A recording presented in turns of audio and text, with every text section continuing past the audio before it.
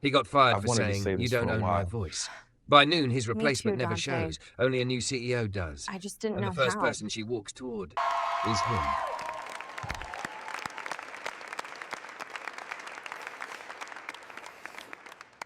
Before we dive in, make sure to hit subscribe, tap like, and share this video. The more voices we reach, the louder these stories become.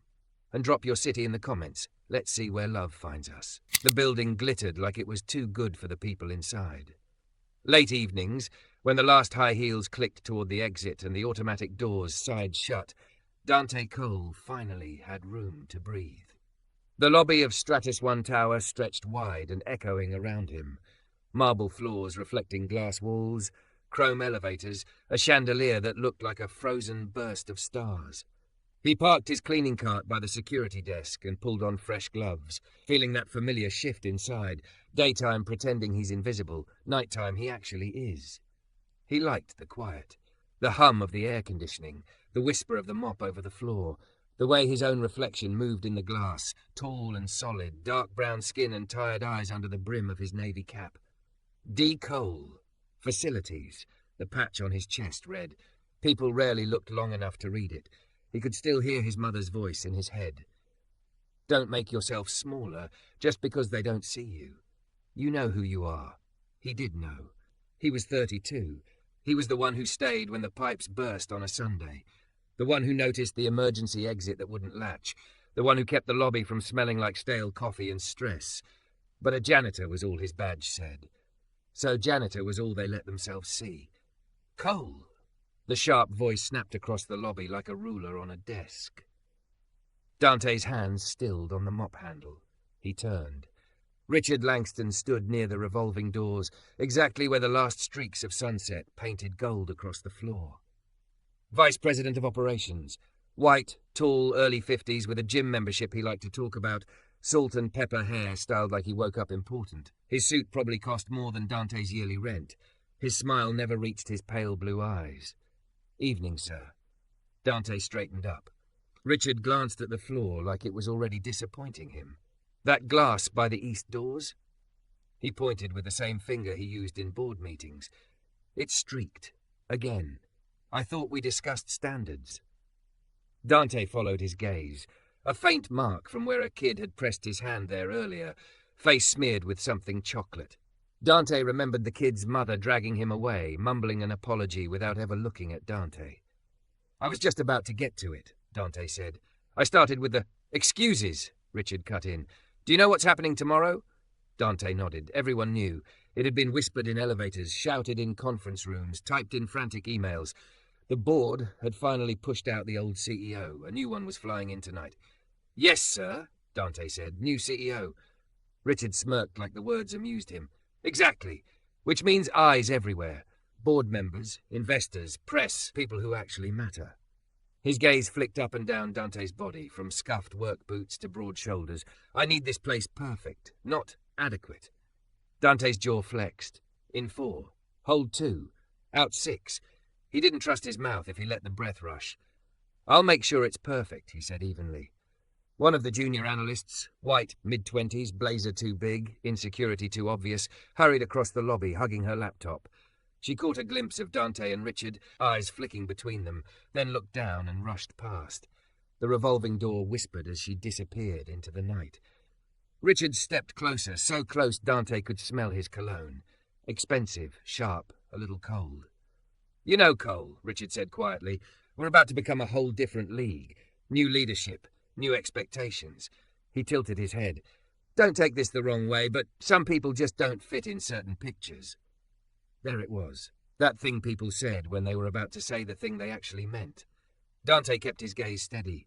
I fit just fine where hard work is needed. Richard gave a short laugh. Listen. His teeth flashed.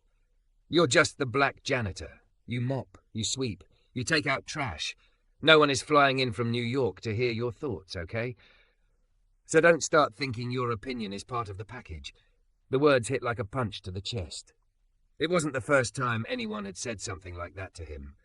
But it was the first time someone had said it that nakedly, in this lobby, under this chandelier, in a place that prided itself on inclusion and values on the website.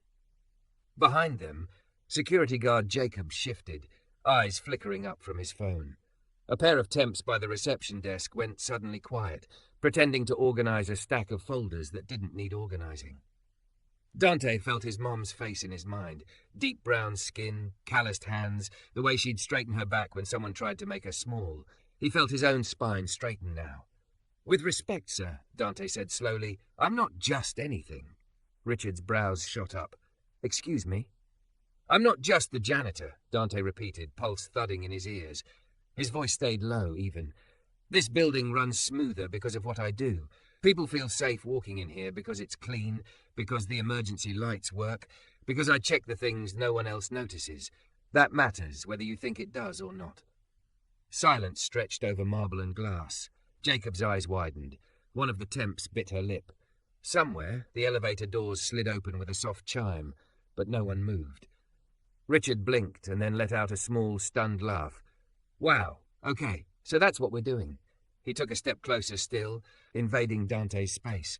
"You really just talked back to me, over a smear on the glass." Dante stood his ground.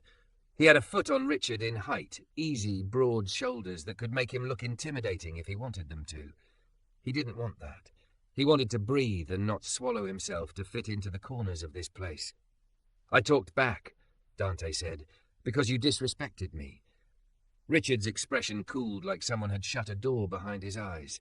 "Let me be very clear," he said quietly. "You don't correct me. You don't question me. I say what I want in my building. You understand? My building." Heat flared inside Dante's chest. He knew for a fact that Richard didn't own a single brick of it. Men like him just moved through buildings as if the walls bowed to them. "You signed my paycheck," Dante said. "You don't own my voice."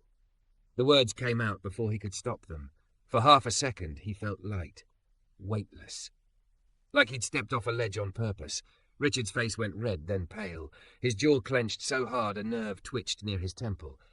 "Pack up your things," he said, each word sharp as glass. The world tilted. Dante's hand tightened on the mop handle. "I still have 2 hours left on my shift." "Oh, I'm sorry. Is that a problem?" Richard's smile was pure venom. "You think I won't fire you for insubordination? For creating a hostile environment?" He scoffed. "You people are always crying about fairness. Here's fair. You talk back. You leave." "You people." Dante's stomach lurched. Jacob took a step forward. "Mr. Langston, maybe?" "Stay out of this," Richard snapped. "This is internal operations." Dante looked at the floor, then back at Richard. "I've never been late. I've never missed a shift. I've fixed things on weekends without overtime. You're firing me because I asked you to respect me." "I'm firing you," Richard said, "because I don't need attitude from the help the night before the new CEO arrives." He flicked his hand like he was brushing off lint. "You're replaceable. That's the fun part.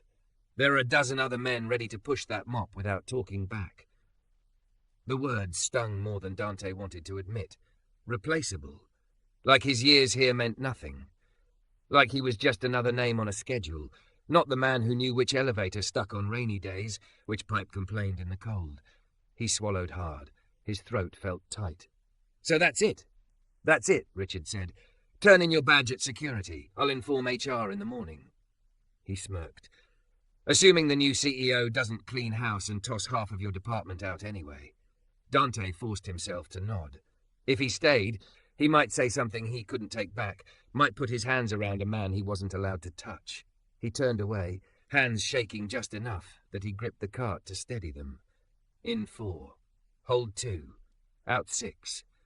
His mother always said, when they try to take your dignity, make sure they don't get all of it. "Good luck with your picture, Mr. Langston," Dante said quietly over his shoulder. "I hope you like how it looks when the people you step on walk out." He pushed his cart toward the back hallway, each wheel squeaking softly over polished floors. His reflection followed him in the glass, tall, tired, not broken. Not yet. Near the security desk, Jacob cleared his throat. "Dante." "It's fine," Dante said, though nothing about it felt fine. He unclipped his badge from his shirt and set it on the counter. The plastic made a small, decisive sound as it landed. Jacob's face tightened. "You shouldn't have to eat that." "I'm not." Dante forced a crooked smile. "I said what I needed to say." He walked into the staff corridor, the door swinging shut behind him with a quiet thud. As he peeled off his gloves and dropped them in the bin, the weight of what just happened settled over him. Rent. His mom's medication. The little bit he sent his younger sister each month so she wouldn't have to pick up extra shifts. All of it gone with one sentence from a man in a suit. He leaned against the cool wall, head tipped back, eyes closed. Tomorrow, the new CEO would step into a spotless lobby and shake hands with people who thought they ran the world. She'd never know that the man who kept the floor beneath her heels shining had been pushed out the night before. He didn't know that somewhere over the clouds, in a humming first-class cabin, a thick, curvy white woman in a tailored dress that hugged every soft curve was staring down at a tablet, rereading the internal reports about Stratus 1. About staff turnover. About complaints that never reached the board.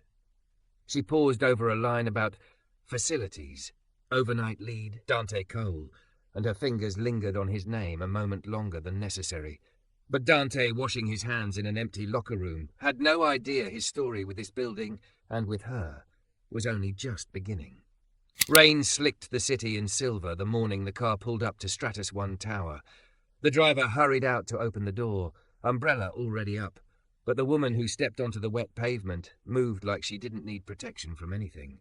Thick, curvy, and unapologetically so, she wore a navy sheath dress that hugged the swell of her hips, a cream trench cinched at her waist.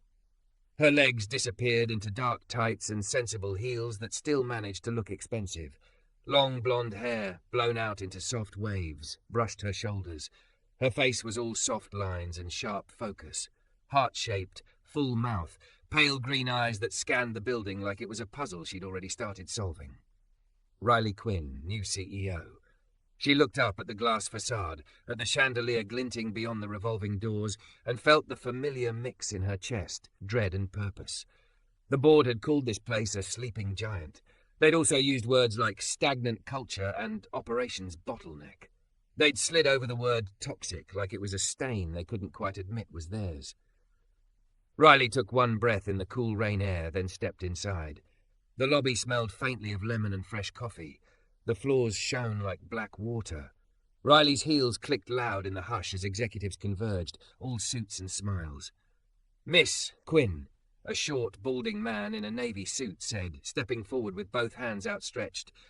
"On behalf of the board, welcome. I'm Charles." They ran through names like flashcards: head of legal, chief financial officer, HR director. Then, "And this is Richard Langston, our vice president of operations," Charles said. "He's been instrumental in keeping things running through the transition." Richard stepped forward, hand extended, smile bright and polished. "Pleasure, Miss Quinn. Big fan of your work in New York." Riley shook his hand. His grip was firm, practiced.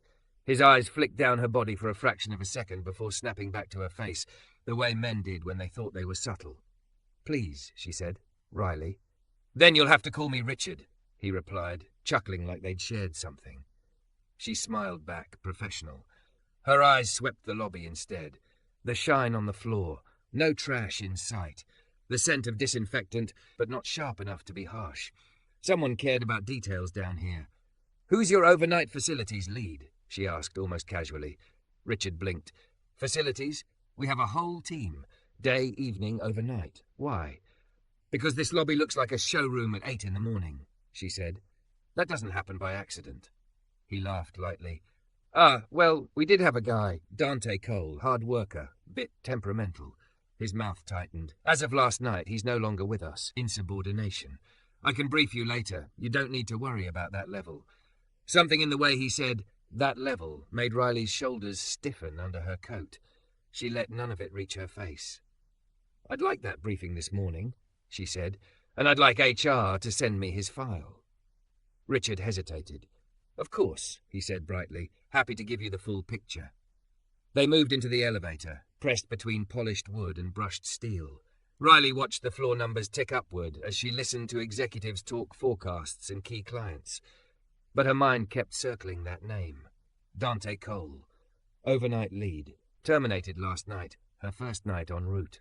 By 9 a.m., she was in her new office on the 28th floor, city skyline spread out like a promise beyond the glass. Boxes sat unopened along one wall. A bouquet of welcome flowers drooped in a crystal vase. Her laptop was already on, HR files queued up. She shrugged out of her trench, the fabric whispering over her curves, and sank into the leather chair. For a moment she allowed herself to sweep her hair back and close her eyes. Then she went to work. Staff surveys, exit interviews, incident reports. Riley read fast, but not carelessly. Patterns leaped out at her. Long hours, high pressure, a culture that called itself family while quietly bleeding people out. A file pinged into her inbox. Cole, Dante, personnel. She opened it. Employment record. 5 years with the company. Promoted twice within facilities. Over a dozen commendations from tenants and staff for going above and beyond. An HR note from last winter. Stayed overnight during snowstorm to ensure safe access and functioning generators. Riley's brows rose. That sounded less like background and more like backbone. She scrolled. New entry. 11:43 p.m. last night. Termination. Immediate. Reason, insubordination. Disrespect to leadership. Aggressive posture. Filed by R. Langston. Attached, a short, brittle email from Richard. Attempted coaching conversation with overnight janitor regarding performance and standards. Employee became argumentative, questioned by authority, and created a hostile dynamic in the lobby. Given sensitive timing, CEO arrival, I made call to terminate immediately. Security present. Riley tapped her pen against the desk. Overnight janitor. Funny how Lee had vanished in his description. Another attachment, a brief note from security. No physical aggression observed. Conversation escalated verbally. Employee complied with request to turn in badge and exit premises. Appeared upset but not threatening. The pen stopped tapping. There was also a line in the system from a staff survey 3 months back. Dante in facilities makes this place feel safe. He knows everyone's name. When I come in early, he's always here, and it feels less like I'm alone in a big cold building. Riley sat back, staring at the screen. Insubordination. Aggressive. Janitor. She'd heard that music before, in different keys. A knock at her open door pulled her back. HR Director Karen hovered with a tablet. You wanted to see me? Karen asked. Yes. Riley gestured to the chair. 2 things. I want a complete list of terminations in the last 30 days, and I want to know if Mr. Cole has picked up any paperwork yet. Karen blinked. Cole? The facilities guy? Not yet. Security said he left his badge last night. Standard protocol is we email about final pay and exit forms. Don't email, Riley said. Call him. Ask if he can come in today. Karen hesitated. Is there a problem? That's what I'm trying to find out. Down in a small apartment across town, Dante stared at his phone like it had personally betrayed him. He'd barely slept. He'd sat at the tiny kitchen table until dawn. Fingers wrapped around a mug of coffee gone cold, running numbers in his head.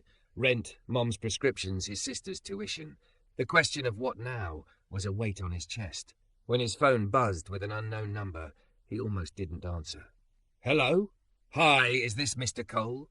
A woman's brisk, professional voice. This is Karen from HR at Stratus 1.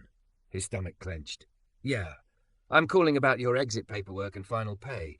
We'd like to process everything quickly. Are you able to come in today to sign a few forms? Every instinct screamed no. Pride, hurt, the memory of Richard's smirk. But the thought of delaying that check made his throat tight. Yeah, he heard himself say. I'll be there. Wonderful, she said. If you can be in the lobby around noon, I'll come down to meet you. He hung up and sat back. His mother's door creaked open. You're still here? She asked, her voice thick with sleep. She wrapped a robe around herself, grey streaking her braids. HR called, Dante said. They need me to sign some things. She watched him for a long moment. You ready to see that place again so soon? No, he admitted, but I need the money.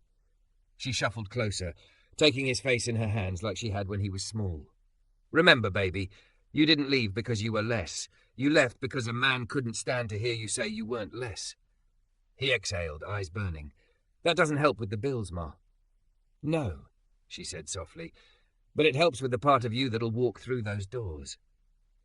At 11:58, Dante stood on the sidewalk outside Stratus 1, hands shoved into the pockets of his cleanest jeans, a navy polo pulling slightly across his shoulders. He felt weird without the coveralls, half-dressed for a life he wasn't sure he had anymore. The revolving doors whooshed as he stepped inside. The lobby looked the same. Polished floor, glass walls, the chandelier scattering light. But he saw it differently now, each gleam laced with the knowledge that he'd worn his knees out to keep it that way, and it had bought him this. Jacob spotted him from the security desk and straightened. "Man," he breathed, coming around the counter. "You okay?" "I'm here," Dante said. It was the closest thing to the truth he could manage. Before Jacob could answer, the elevator dinged. A small group of suits spilled out, and in the center of them, Dante's breath caught. The woman from the plane he hadn't known existed yet, thick and curvy in that same navy dress, trench now unbelted and open. Her blonde hair framed her face in soft waves. Up close, her pale green eyes were sharper, taking everything in as if she was cataloguing the space and the people in it.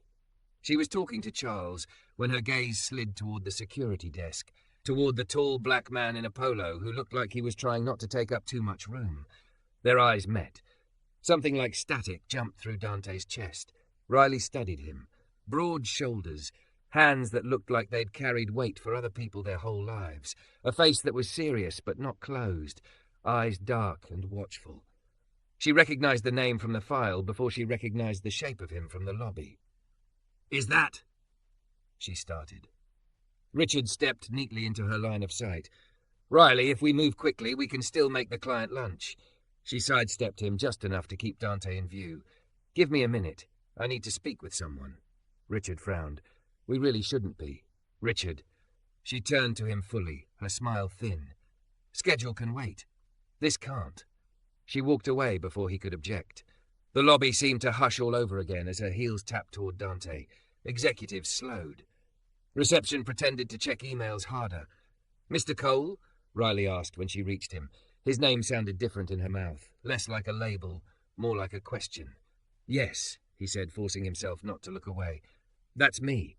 "I'm Riley Quinn," she said, "the new CEO." "I figured," he said softly, "big entrance and all." One corner of her mouth tugged up. "I was hoping for less of a spectacle, to be honest." Her expression sobered. "I read your file." Heat crawled up his neck. "That was quick." "I didn't sleep much on the plane," she said, then tilted her head at the small waiting area by the windows. "Would you mind talking with me for a few minutes? Somewhere slightly less public?" Public. The word made him acutely aware of how many eyes were on them. The thick, curvy new boss talking to the fired black janitor right in the middle of the marble. He nodded. "Sure." She glanced at Jacob. "Could you let HR know I'll bring Mr. Cole upstairs when we're done?" Jacob's brows rose, but he nodded. "Yes, ma'am." As Riley led Dante toward a small glass-walled conference room off the lobby, Richard watched from near the elevators, jaw tightening, eyes gone flinty. Dante felt that stare on the back of his neck like a weight. Riley opened the door, gestured him in, and closed it behind them. The sounds of the lobby dulled. Up close, she smelled faintly of citrus and something warm. She shrugged off her trench and draped it over a chair, curves soft and solid in that tailored dress. For a moment, neither of them spoke. "First," she said quietly, "I'm sorry for how last night went down. I know I wasn't here, but that doesn't make it right."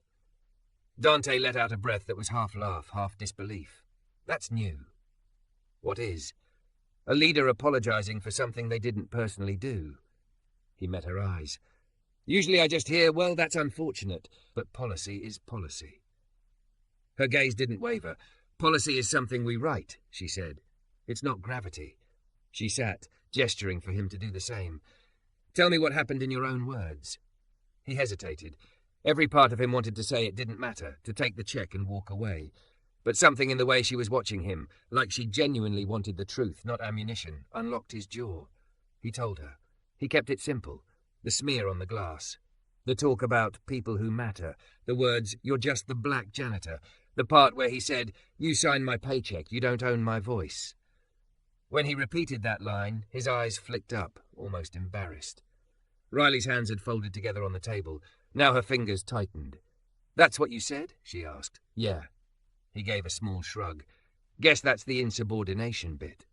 Silence stretched between them, thick and electric. "You know what I hear?" she said at last. "I hear a man who knows his value, who didn't raise his voice, didn't throw anything, didn't curse, who drew a line when he was dehumanized."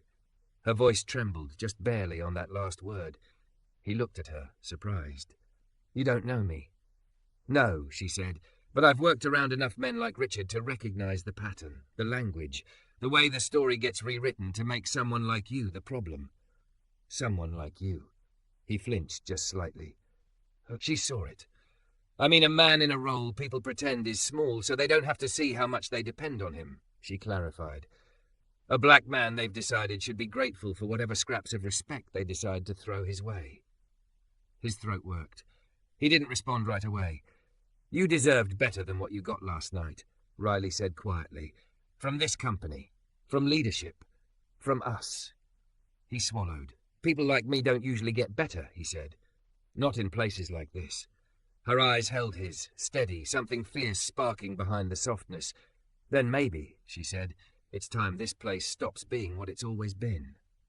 Outside the glass wall, the lobby moved on, heels clicking, phones ringing, deals being whispered. Inside, it felt like the air itself had shifted a few degrees. Dante wasn't sure what she could actually do. A CEO was still just a person in a dress and heels, no matter how sharp her eyes were. But for the first time since last night, the world didn't feel entirely stacked against him. She glanced at the clock. I can't promise anything yet, she said. I need to look at contracts, policies, talk to legal. But I can promise I'm not going to let this slide as a shrug in my first 24 hours. He nodded slowly. That's more than I expected. She stood, smoothing the front of her dress with careful hands. Come up to HR with me, she said. Whatever happens next, you won't be walking through this building alone. When they stepped back into the lobby, side by side, the stairs hit them like a wave. Richard's smile was already back in place, but his eyes were ice. He watched his new CEO walk across the shining floor with the man he'd thought he'd buried last night, and some part of him understood. The picture he'd tried to control was already changing. HR's conference room felt too bright. Fluorescent lights hummed overhead, making the table's fake wood gleam. Dante sat at one end, shoulders tense, hands folded so he wouldn't fidget. His termination form lay in front of him like a verdict. Across from him, Karen from HR tapped her tablet, expression neutral. Riley sat at the head of the table, trench coat off, navy dress fitting her soft curves like it had been made for her body and no one else's. She looked like a woman used to sitting at the head of tables, and like she hadn't yet decided if she liked this one. Okay, Riley said quietly, let's be clear about why we're here. Karen glanced between them. Mr. Cole's termination is under review, Riley cut in, effective immediately. Dante's head came up. What does that mean? He asked. It means, Riley said, meeting his eyes, that whatever this paperwork says is not final until I say it's final, and I'm not there yet. Karen shifted, clearly uncomfortable. We don't usually reverse. I know what you usually do, Riley replied, still calm, but I wasn't here when usually was built. From now on, anything that escalates to termination, especially around language like insubordination and aggression, goes across my desk. A sound came from the doorway, knuckles on wood, sharp. Richard stepped in without waiting to be invited, tie perfectly knotted, smile already in place. Sorry, are we having a facilities symposium I wasn't looped into? He asked lightly. His gaze slid to Dante, then back to Riley. Thought HR could handle the mop drama. Dante's jaw clenched. He stared at the table. Riley didn't stand. She didn't smile. We're not discussing mops, she said. We're discussing whether your report matches what actually happened last night. Richard's laugh was airy. Oh, come on. You can't be serious. We're really burning your first day on a janitor's attitude problem. Something cracked, sharp and quiet, inside Dante's chest. Janitor. Not Lid. Not his name. Riley's pale green eyes hardened. Close the door, please. Richard blinked, then did as she asked. Sit, she said. He sat, looking like no one had told him that word in years. Riley slid a printed copy of his email across the table. You wrote that Mr. Cole created a hostile environment and became aggressive. He did, Richard said smoothly. You can ask security. He raised his voice, challenged my authority. That's unacceptable in front of staff, especially from that level. Riley's gaze flickered to Dante, then back. Security's statement says he didn't raise his voice, that he complied, turned in his badge and left calmly. No threats, no physical escalation. Her finger tapped the page. You also failed to mention that you called him just the black janitor. Silence dropped like a stone. Karen's eyes widened. Dante's stomach lurched. He hadn't known anyone had heard that clearly enough to repeat it. Richard's face tightened. Look, I may have said something about his role, but you're taking it out of context. He was being difficult. People like him always. He stopped, too late. Riley's jaw worked once. People like him, she repeated softly. Black, working class, on the night shift. Men who clean up after you, but don't get to sit in your meetings. Richard shifted. That's not what I... Do you know my father was a groundskeeper? She asked, cutting him off. At a private school where the board called him part of the family until he asked for a raise. Then he became just the gardener. Her voice didn't shake, but something in it went raw for a heartbeat. He came home every night with dirt under his fingernails and stories about men who didn't know his name but knew how to snap their fingers at him. She leaned forward. So when I hear one of my executives talk about people like him, I pay attention. Colour rose in Richard's cheeks. Riley, with respect, you're new here. You don't understand the culture. We joke around. The staff know I don't mean anything by it. Dante almost laughed. Jokes. It was always a joke when you bled on the inside and they stayed comfortable. Riley didn't blink. Here's what I understand. You fired a man with a spotless record the night before I arrived because he didn't let you treat him like furniture. You framed it as aggression to cover your own disrespect. And you assumed no one would question you because they never have. The air felt thin. Dante could hear his own heartbeat. I expect better of my leaders, Riley went on, and I'm not going to spend my first week pretending this is normal. Richard's smile had vanished. What are you saying? I'm saying Mr. Cole's termination is rescinded, she said, effective immediately. He'll be put on paid leave while we review facility structure and culture. His record will not show insubordination. Dante's breath caught. Wait, what? You're not fired, she said, turning to him. Not on my watch. Heat pricked behind his eyes. He swallowed hard. I don't know if I can work under someone who... You won't, she said, because effective immediately, Richard is suspended pending further review. What? Richard half rose, hands slapping the table. You can't do that, the board. Already gave me full authority over personnel decisions at this level, Riley said. If they don't like how I use it, they can tell me themselves. Richard stared at her like he was seeing her for the first time. Not as a pretty face from New York, as a threat. You're making a mistake, he said, voice low. People like him will drag this place down. You already did, she replied. We're done here, Richard. HR will follow up with you. For a moment, Dante thought he might explode. Instead, Richard stood, straightened his jacket, and walked out, the door clicking shut behind him with careful control. No one moved. Dante sat there, dazed. The word suspended rang in his ears like a bell. Riley exhaled slowly. Karen, please update the system, she said. Mr. Cole is reinstated with pay and flagged as under leadership review only because I want to meet with him again, personally. And note that operations leadership is under investigation. Karen nodded, fingers flying over her tablet, eyes huge.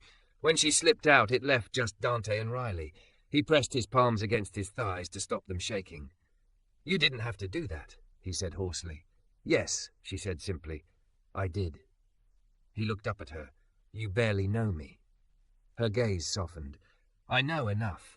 I know who shows up in the building when everyone else goes home. I know who gets blamed when people in power don't want to look at their own behavior. She hesitated, then added, and I know I have a responsibility to make sure this place doesn't break the people holding it up. Something in his chest loosened painfully. What happens now? He asked. Now?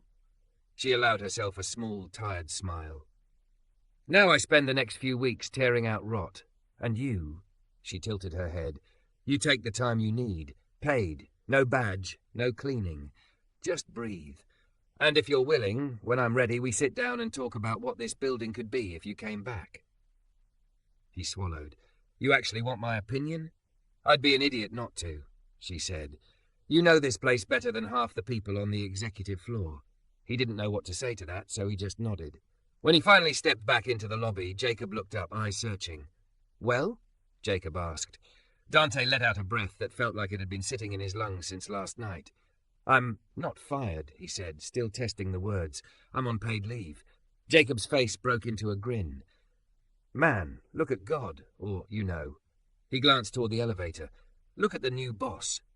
Dante looked back at the closed conference room door, then at the shining floor he'd scrubbed 1,000 times. For the first time, it didn't feel like the building was swallowing him. It felt like something had cracked open. Weeks passed. Dante spent mornings taking his mother to her doctor's appointments, afternoons fixing stuff around their apartment he'd put off for years. He started going on walks without a destination, just letting his long legs carry him past construction sites and playgrounds and corner stores. For the first time since he was 19, he wasn't on a night shift. Every so often, his phone buzzed. From R. Quinn. Subject, quick question. What would you change about the staff entrance if you could? Later, is the freight elevator always the one that gets ignored in repairs, or is that just here? He'd answer, thumb hovering over the keys, surprised by how natural it felt to talk about the building without a mop in his hand. Once she called. I'm in the basement stairwell, she said. The one that smells like old coffee. You were right. The light flickers every third step. He laughed, sudden and unguarded. Told you, that thing has been haunted since 2019. He could hear her smiling through the line. Come to the all-hands next Friday, she said then. If you're up for it. Noon. Lobby. You sure that's a good idea? He asked. Me showing up where half the building thinks I got fired for mouthing off? I'm counting on it, she said. I'm going to be talking about culture. I want the people we almost lost to be in the room. His heart kicked hard. Okay, he said. I'll be there. The lobby looked different with everyone in it. By Friday at noon, staff from every floor packed the space. Reception, security, analysts, assistants, engineers, facilities, catering. Executives clustered near the front, but they weren't the centre of gravity. That belonged to the small landing halfway up the grand staircase, where a slim microphone stand waited. Dante stood near the back, in clean jeans and a button-down his mom insisted he wear. He felt bare without his badge, but people recognized him anyway. Hey, weren't you? A young analyst whispered. I thought they fired. That's Dante, someone else murmured. He's back? He tried to ignore the murmurs, rooting his feet into the polished floor. Then Riley appeared at the bottom of the stairs. For a second, the room just shifted. She wore a deep forest green dress today that hugged every curve unapologetically, capped sleeves framing her soft shoulders. Her blonde hair was pulled half up, the rest tumbling over her back. She climbed the stairs without rushing, aware of every eye on her, not shrinking from a single one. Dante's chest tightened. She reached the landing, took the microphone, and let the room quiet itself. Good afternoon, she said, voice carrying clear and warm. Thank you for being here. I know everyone's busy, but if we're going to keep asking you to build this company, I need you to know what kind of company I'm asking you to build. She talked about numbers and strategy first, enough to soothe the execs. Then her tone shifted. When I came in, she said, I was told Stratus 1 has a family culture. Her gaze swept the crowd. But I've spent the last few weeks listening, to exit interviews, to security reports, to the people who clean up when everyone else goes home. Her eyes flicked, for the briefest moment, to Dante. He felt it like a physical touch. I heard about jokes that weren't jokes, she went on. About names that were never learned. About comments that made people feel small because of where they came from, what they look like, or what job title they hold. A ripple of discomfort moved through the room. That is not a family, Riley said, and it is not the company I will lead. She took a breath. So today I have a few announcements. First, we are instituting a zero-tolerance policy for discriminatory language from anyone in leadership, effective immediately. A murmur of surprise and a few claps. Second, she said evenly, I conducted an investigation into a termination that occurred the night before I arrived. Many of you heard different versions of that story. She let the words hang. Here's the truth. A valued member of our facilities team was disrespected and let go for daring to insist on his own dignity. The room went still. He did not raise his voice. He did not threaten anyone. What he did do was say, you sign my paycheck. You don't own my voice. Dante's heart stopped. His words echoed back at him from higher ground. If that sentence is a fireable offence, Riley said, her gaze fierce now, then we have no business calling ourselves a modern company. A low rumble of agreement rolled through the crowd. Someone from catering started clapping and others joined in. Which brings me to my third announcement, she said. Effective today, Richard Langston is no longer with Stratus 1. The reaction was immediate. Gasps, whispers, a few shocked laughs. Some faces looked pleased, some anxious. No one seemed surprised. And finally, Riley said, her voice softening, we're reinstating the person who should never have been pushed out in the first place. Her eyes found Dante again. This time, she didn't look away. Dante Cole, she called. Would you come up here? His legs felt like they'd turned to cement. Jacob nudged his shoulder. Go on, man, he murmured. That's your name. Dante forced himself to move. Each step through the crowd felt like walking uphill through water. People parted around him, watching. Some smiled, some looked curious, some ashamed. He climbed the stairs, pulse roaring in his ears. Up close, Riley's eyes were bright, like she was holding back tears and pride at the same time. Everyone, she said into the microphone, this is the man who kept this lobby shining when you dragged yourselves in before dawn and when you stumbled out after dark. He has keys to things most of us don't even know exist. He's the kind of person I want in leadership. She turned to him. If you'll accept it, she said, I'd like to offer you the role of Facilities and Safety Manager. Proper title, proper pay, proper seat at the table. Reporting directly to operations, but with a direct line to me. The words hit him like a wave. He stared at her, searching her face for any hint of performance. He saw none. Just a woman standing solid in her own soft body, refusing to shrink, offering him a place beside her instead of under her feet. I. His voice came out rough. He cleared his throat. I don't know what to say. Yes is a good start, someone called from the crowd, and laughter rippled through the lobby. Dante glanced down. People were smiling. Jacob had both hands cupped around his mouth, whistling loud. He looked back at Riley. Yes, he said, and it was like something cracked open in his chest and let light in. I'll take it. Applause broke out, filling the lobby. It echoed off glass and marble, louder than any vacuum, any buffer, any midnight silence he'd ever known here. Riley's smile trembled. She lowered the microphone, stepping closer so only he could hear. I'm proud of you, she whispered. You were right about your voice. His throat tightened. You believed me when I wasn't in the room, he murmured back. Not many people ever have. They stood there, held in the roar of clapping and the hum of lights. For a heartbeat, it was just them on that landing, the rest of the world a blur. Her hand brushed his, tentative, warm. He hesitated, decades of warnings and whispered stories about white women and black men and what the world did to them flashing through his mind. But she held his gaze, and what he saw there wasn't pity or performance. It was choice. Dante, she said softly, barely audible over the crowd. Can I? He didn't let her finish. He stepped in, one big hand lifting to cup her cheek, careful and sure. Yeah, he said, voice low. You can. When he kissed her, the lobby seemed to exhale. It wasn't a desperate, stealing thing. It was steady, grounding, his mouth gentle against hers, her soft body leaning into his solid chest. Her hand fisted lightly in his shirt. His thumb brushed the corner of her jaw, reverent. The applause faltered for half a second, then surged back, wilder now. Whistles, hoots, laughter. Someone crowed, "Okay, boss," from the back. They broke apart slowly, breath mingling, foreheads almost touching. Her cheeks were flushed, eyes luminous.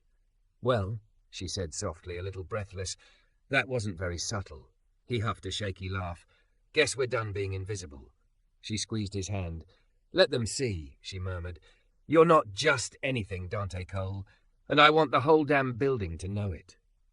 He looked out over the lobby, the same floor he'd mopped until his back ached, the same chandelier that had watched him get humiliated, the same glass that had once reflected him as a man on his way out. Now under those lights, with her hand in his and the taste of her still on his lips, it felt like a different place. Not because the marble had changed, because he finally believed he deserved to stand on it.